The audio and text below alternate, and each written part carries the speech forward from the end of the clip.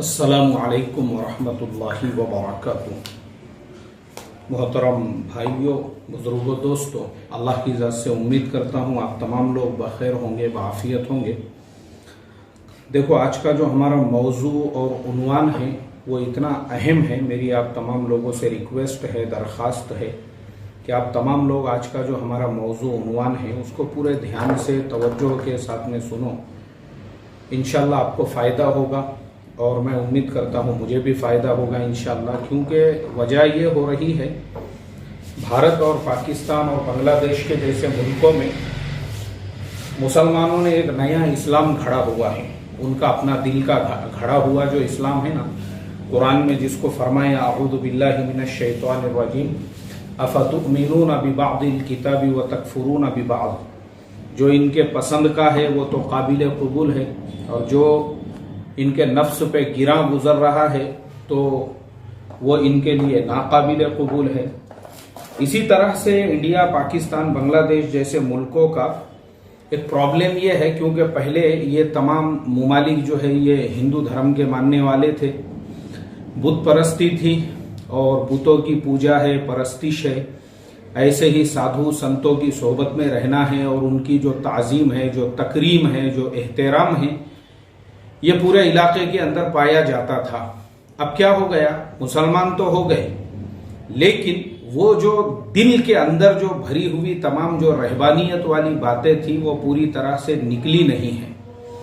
आज का मुझे ये उन्वान इसलिए लेना पड़ रहा है कि मैं जब भी आप लोगों को कुरान और हदीस की रोशनी में किसी मॉडर्न वाक़ये से इबरत की बातें मैं आप लोगों के सामने रखता हूं, जैसे मैंने कल शेनवान की मौत के ऊपर एक वीडियो चैनल पे अपलोड किया और उसमें हमने आपको समझाए कि देखो, अल्लाह तबारक व तआला ने हमारे लिए जो चीज़ें हलाल की हुई है हमने उनका इस्तेमाल करना चाहिए, और जैसा परहेज अल्लाह के नबी ने बताया वैसा करना चाहिए। और शेनवान की जो मौत हुई वो क्यों हुई, और रमज़ान के रोज़े को हमने उससे जोड़ा कि भाई हमारे यहाँ पर भी आपके जिस्म के अंदर जो गिलाज़तें जमा हो जाती है, जो जहरीले मादे जमा हो जाते हैं, उन सब को ख़त्म करने के लिए ये जो रोज़ा है, जिसे फरमाया अऊज़ु बिल्लाहि मिनश शैतानिर रजीम या अय्युहल्लज़ीना आमनू कुतिबा अलैकुमुस्सियाम कमा कुतिबा अलल्लज़ीना मिन क़ब्लिकुम लअल्लकुम तत्तक़ून, ताकि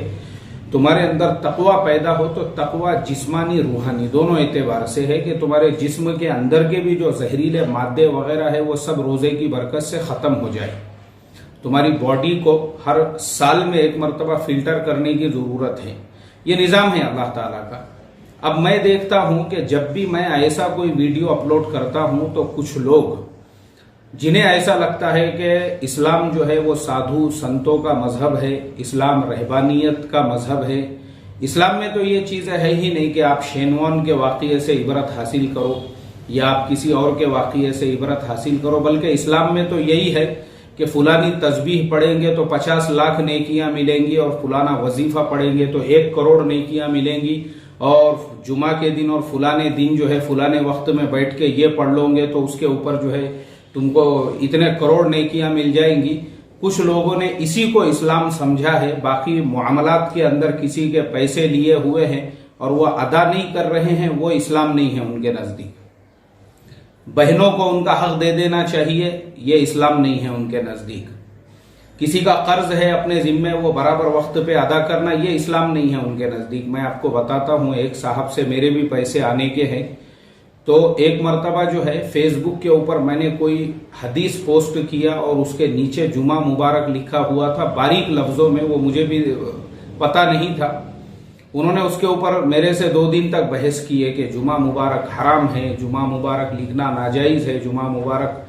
तो मैं अभी सोचता हूं मैं उन्हीं साहब के बारे में कि भाई जिस जुमा मुबारक का तुम्हारे नजदीक मकरूह और बिदअत और हराम और नाजायज सारी चीजें थी, वो ठीक है अपनी जगह पे, लेकिन जो तुम्हारे ऊपर लोगों के कर्जे है और तुम उसको वक्त पे अदा नहीं कर रहे हो, क्या ये इस्लाम ने सिखाया नहीं आपको?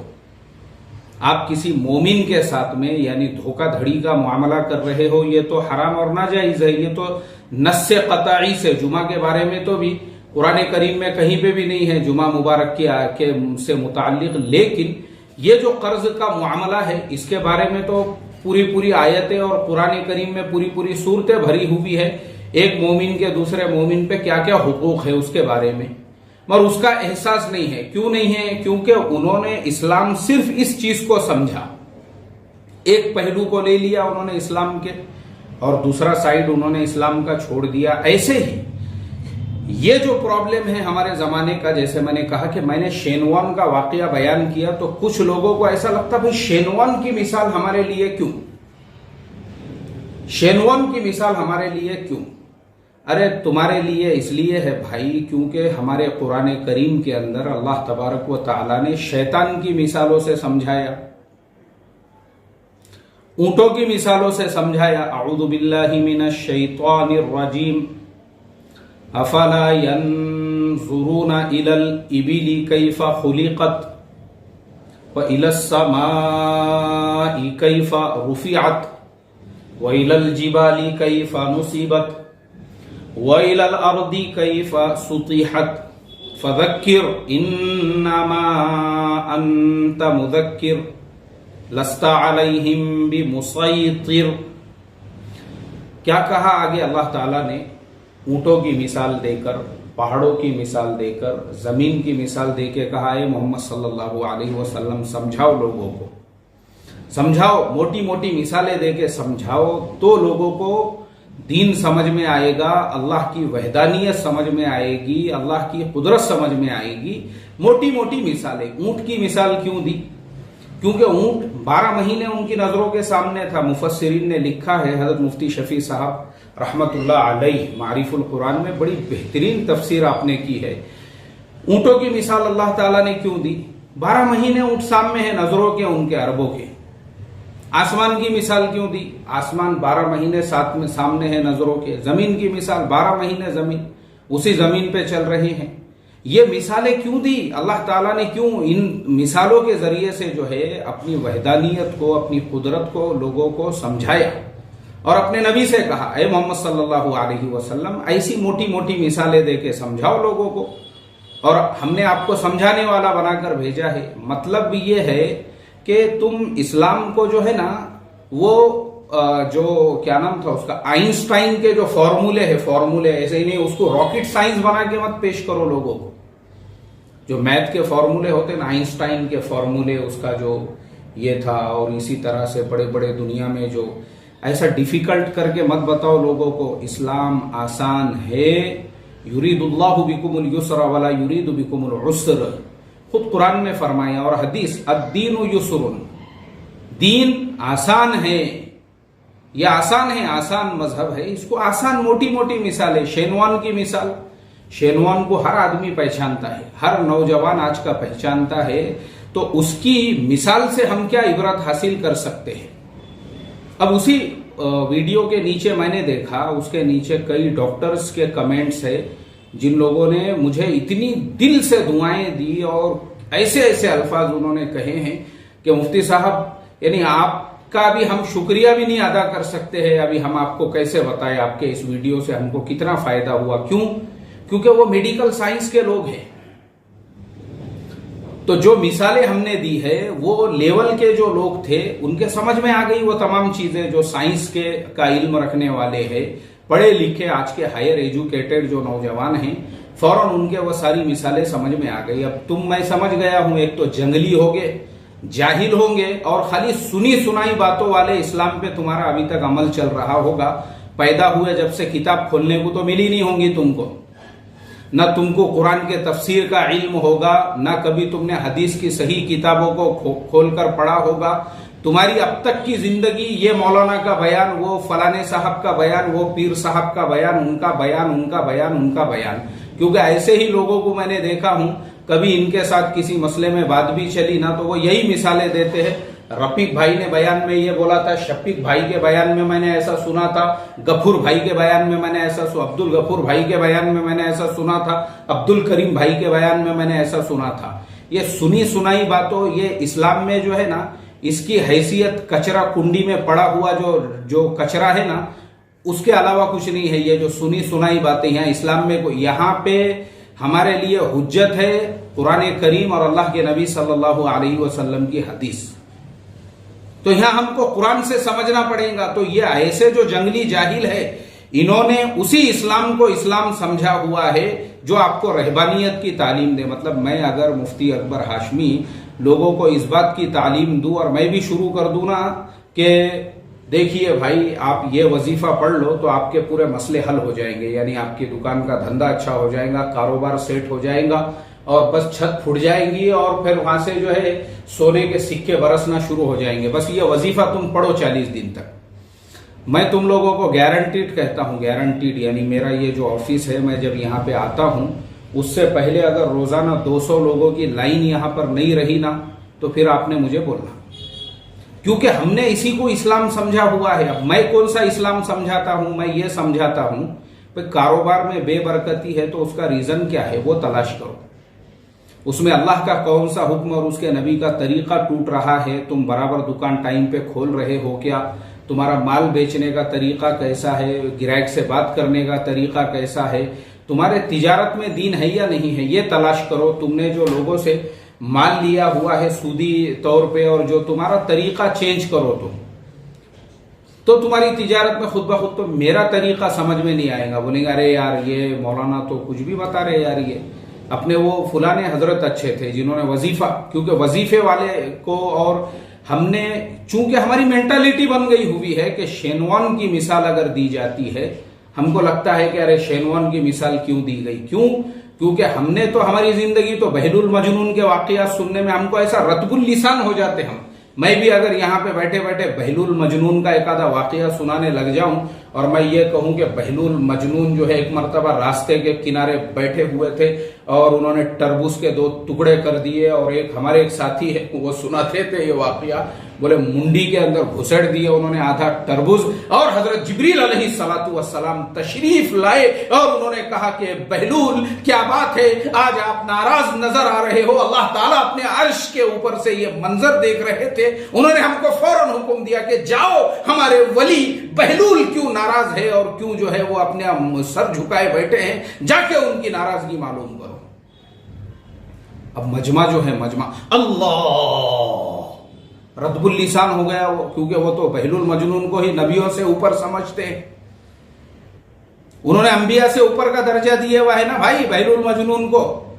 तो बहलुल मजनून का वाकया सुनते ही रद्बुल लिसान हो गए सबके, ऐसे अंदर से जो है ये हो गई, तरावट आ गई उसका सुनते ही।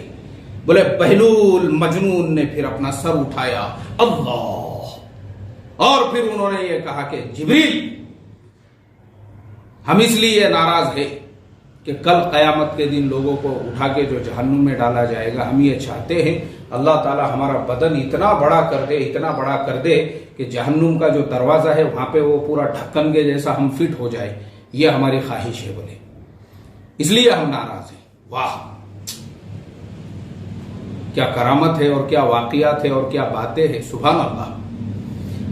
ये जो चीजें हैं ना, ये अल्लाह हिफाजत फरमाए। इसको असल हमारा प्रॉब्लम यही है कि जो दीन यानी जो फैक्ट वाला इस्लाम है वो अगर हमको बताया जाए नहीं समझ में आता हमारे, तो ये ऐसे वाकयात, ऐसे मन घड़त वाकयात और इस तरह के गैर शरई वाकयात जिसका कुरान हदीस से कोई लेना देना नहीं है, ऐसे वाकयात सुनने के बाद हमारे ऐसे ठाटे मारने लग जाते हैं हम। और हमने आपको वो मिसाल दी है कि भाई आप इस वाकये से एक इबरत हासिल करो, शेनवान की जो मौत हुई वो क्यों हुई। कई वाकयात है मेरे सामने, अभी जैसे मैंने इससे पहले जो है श्रीदेवी की मौत हो गई थी दुबई के अंदर एक होटल में, उस पर भी मैंने एक वीडियो डाला था उसकी मौत कैसे हुई। तो एक बेचारा सरकेवा ऐसे ही वो बार बार जो है मेरा वो क्लिप लोगों को भी बताने का और मुझे भी जो है नाक में दम कर दिया उसने। एक नौजवान है हमारा शागिर्द, उसने बोला मुफ्ती साहब ये, बोले देखो, बोले वो मुफ्ती साहब श्रीदेवी की मिसाल दिए, श्रीदेवी की मिसाल दिए, श्रीदेवी। अरे वो चाहे श्रीदेवी हो चाहे शेनवान हो, उसकी मौत से तुम अपने जिंदगी को कैसे बदल सकते हो और वो वाकया तुमको क्या इबरत दे रहा है। जब हमारे कुरान करीम में अल्लाह ताला ने ऊंट की मिसाल से, जमीन की मिसाल से, आसमान की मिसाल से, अब चलिए आते हैं फिरौन की मिसाल से, नमरूद की मिसालों से, हामान की मिसाल से, शैतान की मिसाल से हमको जो है अपनी वहदानियत समझाई हुई है और अपनी कुदरत और अपनी ताकत समझाई हुई है, तो मुझे आप बताओ ये जो मिसालें हैं हमारे सामने, क्या हम इनसे इबरत नहीं हासिल कर सकते हैं? इबरत लेना चाहिए। फातबिरू या उलिल अबसार। खुद कुरान करीम में अल्लाह तबारक व तआला ने जब ऐसे वाकयात बयान किए तो फिर मैंने कहा भाई वो जिस इंसान को जो है हमारे श्री देवी वाले वाकये से और जो हमने उसमें इबरत बयान की हुई है तकलीफ पहुंची है, या उसको लगा है कि इन्होंने श्री देवी की मिसाल क्यों दी है, तो वो जो नौजवान उसका पड़ोसी ही था, उसने बोले मुफ्ती साहब अभी क्या बोलूं, बोले मैं आपको, वो बेचारा अभी दीनदार बना हुआ है नया, तो पैर उसके जमीन पे, क्योंकि नया बोलते नहीं कि नवे भिखारी को भीख की जल्दी, ऐसे ही जब नया आदमी दीनदार भी बन जाता है ना, तो वो अपने आप को जो है सबसे आगे समझने लग जाता है। उसको लगता है विलायत के सबसे ऊंचे मकाम पे अब मैं ही बैठा हुआ हूं। वरना बोले यही नौजवान है, खुद मैंने मेरी आंखों से देखा, अपने आप को अनिल कपूर समझते थे, बोले उसके जैसी बाल वाल बनाए हुए, उसी के जैसा हेयर स्टाइल, उसी के जैसे जो है सामने के 2-4 गुंडिया खुले हुए, कुर्ता बांधा हुआ और ऐसा रास्ते से चलने का बोले स्टाइल मारते हुए, और इनके पूरे दुकान के अंदर और घर में पूरे श्री देवी की तस्वीरें लगी हुई थी। असल प्रॉब्लम यह है कि आपने इनकी पुरानी माशूका की याद दिला दी, तो वो जो पुराने मरे हुए मुर्दे थे अंदर के वो पूरे जिंदा हो गए।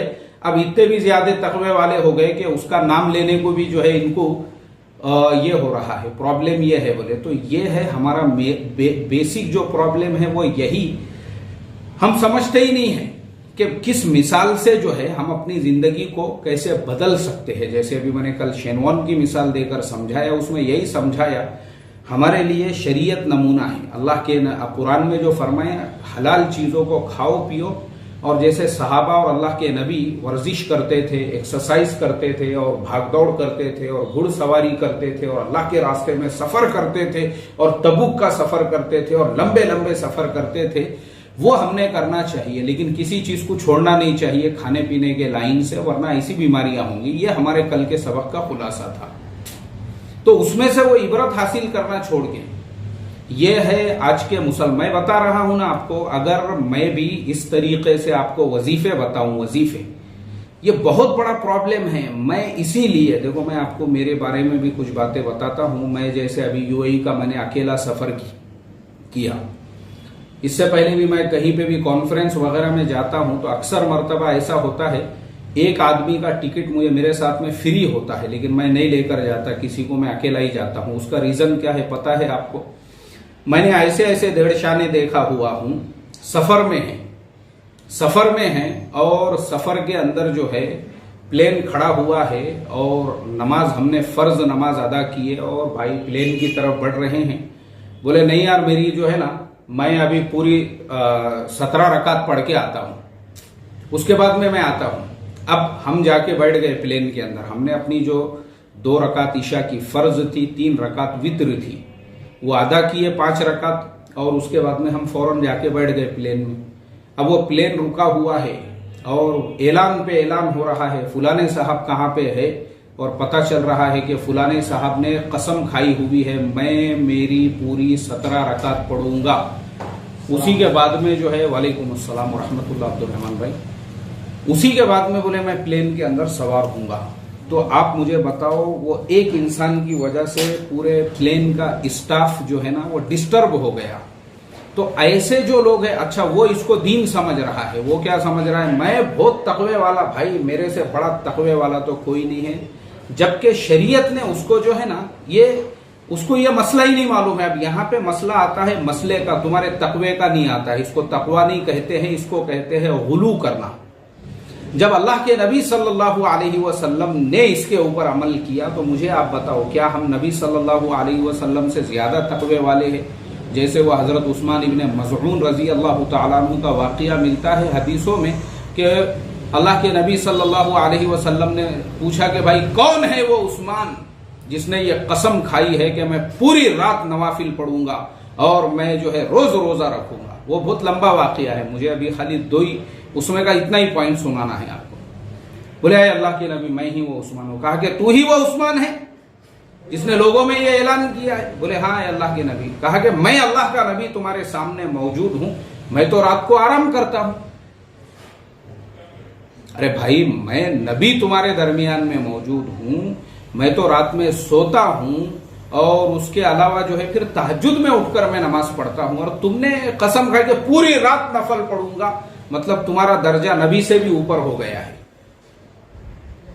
और फिर कहा, है उस्मान, क्या तू ही वो उस्मान है जिसने ये कसम खाई है कि रोज रोजे रखूंगा और नागा नहीं करूं, मतलब बीच में जो है रोजा इफ्तार नहीं करूंगा। बोले, आए अल्लाह के नबी। बोले, मैं अल्लाह का नबी तुम्हारे दरमियान में मौजूद हूं, मैं तो रोजाना खाना खाता हूं और मैं तो खाता पीता हूं, तो फिर तुमने ये कसम कैसे खाई? और मैं तो सिर्फ अय्याम बीद के जो 3 रोजे हैं वो रखता हूं। कहा कि अल्लाह के नबी, मैंने ही कसम खाई है। देखो, अल्लाह के नबी ने उनसे कहा, फिर वो और वाकया है, वो असल में मैं पूरा नहीं सुनाना चाहता था, लेकिन अब मैं वो आगे का भी सुना देता हूं। उन्होंने ये कहा था, हजरत उस्मान इब्न मज़ऊन ने, बोले, मैं खस्सी बन जाना चाहता हूं। खस्सी मतलब बाद में बीवी से सोहबत के काबिल ही ना रहूं। तो आपने कहा कि आए, क्या तू ही वो उस्मान है जिसने ये कसम खाई है कि मैं खस्सी हो जाना चाहता हूं? बोले, आए अल्लाह के नबी। आपने फरमाया, अरे मैं अल्लाह का नबी तुम्हारे दरमियान में मौजूद हूं, मैं निकाह करता हूं, अपने बीवियों से मुलाकात करता हूं, और मेरे होते हुए तुमने, यानी फिर आपने जो है ना, ला रहबानियतन फिल इस्लाम, यानी इस्लाम के अंदर जो है ये ईसाइयों का मजहब नहीं है। ये जैसे ईसाइयों ने जो है ना इस तरीके से गुलू किया, मुबालगा आराई की अपने मजहब में, ये उनका मजहब नहीं है। ये हजरत मोहम्मद सल्लल्लाहु अलैहि वसल्लम की शरीयत है ये। तो इसलिए भाई, इस्लाम एक प्रैक्टिकल मजहब है, सुबह उठने से लेकर रात को सोने तक, और माँ के पेट से लेकर कब्र में जाने तक। अपने हर अमल में अल्लाह का हुक्म, उसके नबी का तरीका होना चाहिए। आप चाहे करोड़पति इंसान हो, आप 50 करोड़ के बंगले में रहते हो, कोई मना नहीं है इस्लाम में, अगर आपकी जिंदगी में अल्लाह का हुक्म, उसके नबी का तरीका है। आप 1 करोड़ की जो है ऑडी कार के अंदर सफर करते हो, कोई मना नहीं है उसके अंदर, अगर अल्लाह का हुक्म, उसके नबी का तरीका। खाली इस्लाम ये नहीं है कि आपने फटे पुराने कपड़े पहन लिए और आपने जो है 6 महीने से नहाए नहीं और बदबू मार रहे हैं और आप ये समझ रहे हैं मैं तो बहुत बड़ा जाहिद बन गया। इस्लाम ऐसे लोगों का मजहब नहीं है, इसके लिए कोई जगह नहीं है। इस्लाम कहता है अच्छे से अच्छा कपड़ा पहनो, आप, कोई मना नहीं है आपको। बेहतरीन गाड़ी इस्तेमाल करो, कोई मना नहीं है। जॉब करते हैं आप, और अच्छी जॉब करो आप। क्या मैं अभी कैसे कैसे आपको वो बताऊं यार, ऐसे ऐसे नमूने देखा हूं मैंने। अच्छी जॉब पे सेटल लोग मसले पूछते हैं, बोले मैं जॉब छोड़ के खाली दीन का काम करना चाहता हूं। कौन बोला भाई, कौन सा दीन लाया रे तूने? क्यों जॉब पे रहते हुए दीन का काम नहीं कर सकता? तो वही जॉब को ईमानदारी से करना, 9 घंटे की ड्यूटी है, बराबर कर, वक्त पे वहां पे हाजिर हो, ईमानदारी से पूरा काम कर, वही दीन है तेरे लिए। नहीं बोले मैं सोच रहा हूं एक आधी छोटी किराना टपरी खोल दूं और फिर बाकी पूरा वक्त जो है। ये ऐसे मेंटल पेशेंट मैंने खुद देखा हूं जिन्होंने 1.5 पौने 2 लाख रुपए की सैलरीज की जॉब्स छोड़ दिए। क्यों? उनको इस्लाम का सही डेफिनेशन ही नहीं मालूम है। उन्होंने वही इस्लाम को इस्लाम समझे कि ये पढ़े तो 5 करोड़ नेकियां, वो पढ़े तो 50 लाख नेकियां, और बस जो है ये टाइप का जो रहबानियत वाले इस्लाम को उन्होंने इस्लाम समझे। उन्होंने प्रैक्टिकल लाइफ वाला इस्लाम मालूम ही नहीं उनको कि अल्लाह के नबी सल्लल्लाहु अलैहि वसल्लम और उनके सहाबा यानी मदीने के जो अंसार थे वो सारे के सारे बागबानी किया करते थे, और मक्का के जितने भी मुहाजिरीन थे वो सब तुजार थे। उन्होंने अपनी तिजारतों के साथ इस्लाम की तबलीग की, उन्होंने अपनी बागबानियों के साथ में इस्लाम की मेहनत की, और जब तकाजा हुआ वो अल्लाह के रास्तों में निकले, सब कुछ छोड़ छाड़ नहीं दिया उन्होंने। वो ऐसे लोग थे, मालूम ही नहीं है। तो एक तो टॉपिक मेरा ये है, और दूसरा टॉपिक जो है मैं असल में इसी में लेना चाहता था कि ये जो शेयर के और बिजनेस वगैरह के भी मेरे वीडियोस है, उसके नीचे भी मैंने देखा हूं कुछ जो है देड़शाने जो खाते पीते घरानों के हैं, उनका पेट तो भर गया, ढेरिया जमीन को लग रही है, उनका उस पर एतराज था, यार क्या तुम दुनियादारी सिखा रहे बोले। इसका जवाब मैं अभी अगले वीडियो में दूंगा। चाय भी ठंडी हो रही है और वक्त भी काफी हो चुका है, तो अब हम लेते हैं आपसे इजाजत। और ये पूरा जो मेरा अभी मैंने आप लोगों के सामने बयान किया, आप मेरे इस वीडियो के नीचे कमेंट करके मुझे बताओ कि मेरी बातें आपके समझ में आई या नहीं आई। कैसा इस्लाम चाहिए, बहलुल मजनून वाला या मोहम्मद रसूलुल्लाह सल्लल्लाहु अलैहि वसल्लम वाला चाहिए? ये आप कमेंट करो नीचे।